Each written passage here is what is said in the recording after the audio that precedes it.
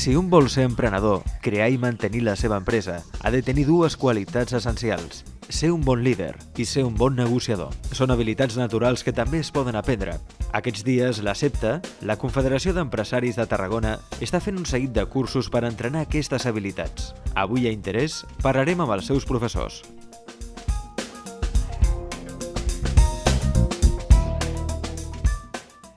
Jo crec que no són tipus de cursos que s'hagin d'aprendre com un curs tradicional on hi ha una persona que en sap, que és el professor, i la resta, els que venen a aprendre, sinó que és un curs en el que hi ha una sèrie d'experiències que les podem compartir entre tots i que ens poden ajudar a tots a créixer com a persones i de rebot també com a professionals.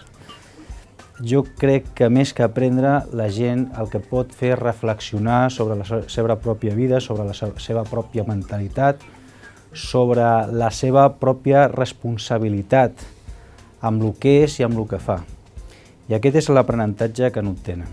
Jo crec que un líder ha de tenir com a mínim 3 característiques.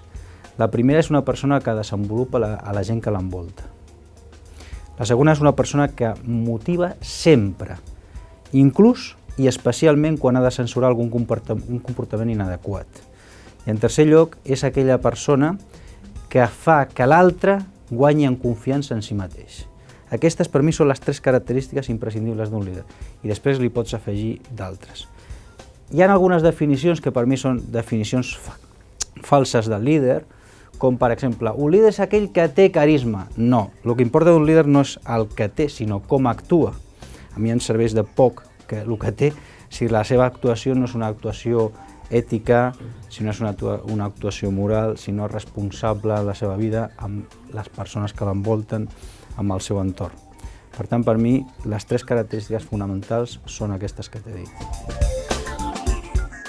Els business games són una simulació, en definitiva, fem les proves en gaseosa, no? Fem l'aprenentatge en la vida real, el que fem és fer veure que estem fent una altra cosa, no?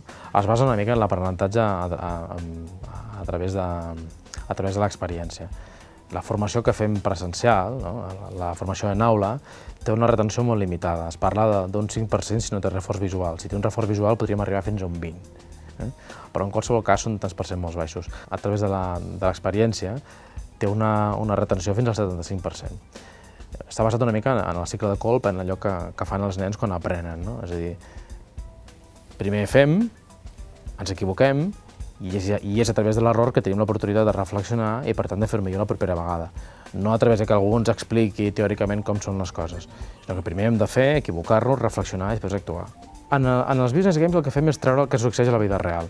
És a dir, posem la gent a treballar junta en un joc, amb una determinada dinàmica, i el que fem és que facin coses com les que fan a la feina en la vida real, però amb la diferència que aquí aturem i els fem veure què és el que ha sortit malament.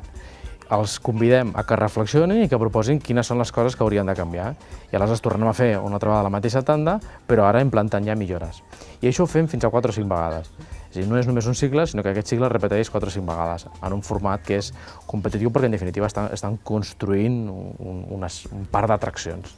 A l'empresari li diria que s'està gastant molts diners en formació presencial i que no sempre funciona. La formació que veritablement funciona és la que s'ha fet a través de l'aprenentatge.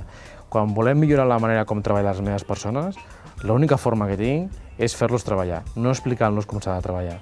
Els business games donen aquesta oportunitat, posar la gent junta a fer coses com les que fa a la feina, a gestionar-se, a planificar-se, a organitzar-se, a relacionar-se, a reunir-se, i a més amb un factor que és important, que és en temps real, és a dir, el temps està acotat, i hi ha uns minuts, hi ha uns plaços d'entrega que són molt severs per tothom igual, que és en definitiva com el món real. El recurs temps és un recurs bastant limitat. A les organitzacions no tenim un temps etern per fer les coses, sinó que els projectes tenen dates de venciment i sovint bastant apremiants.